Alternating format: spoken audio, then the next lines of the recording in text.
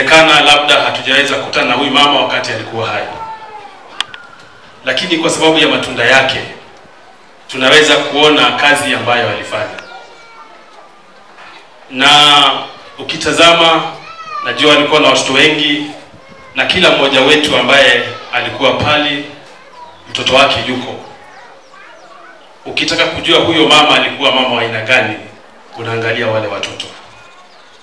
Na ni kweli huyu mama alifanya kazi, kwa sababu ukiangalia maadili ya hawa watoto inakueleza kazi ambayo alifanya.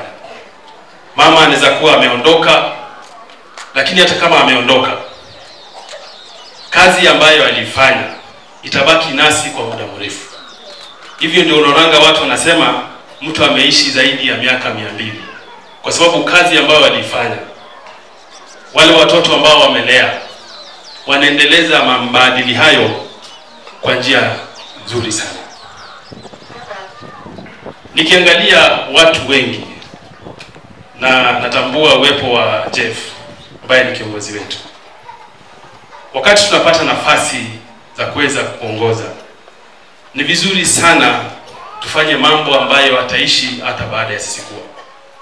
Wakati huu mama alikuwa anasomesha watoto wake, nafikiri alikuwa anafanya bidii sana. Naona alikuwa mkulima, na wewe ukijaribu kuweka mawazo yako kwa ukulima, unaangalia kazi ya mkulima akingoja mazao ili apeleke watoto wake shule.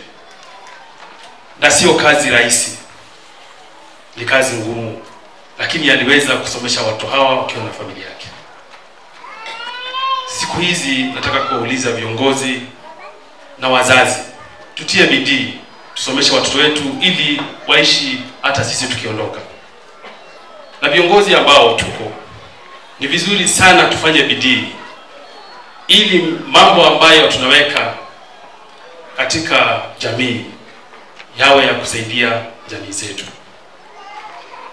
Tumekuwa na changamoto sisi kama wale ambao tunafunza walimu kuweka values katika society ili society inyooke. Lakini inakuwa changamoto, na ndio naita wa Jeff. Wakati tunasomesha watoto na tukimaliza kuwasomesha, mikakati ambayo iko inaonekana inadhoofu kidogo, haiwezesha watoto kuendelea na masomo yao. Huyu daktari pale shuleni huwa naona anapeleka watu wengi university. Na ni vizuri sana, kwa sababu anaendesha kazi ya huyu mama. Kisomeshwa na wewe somesha wengine.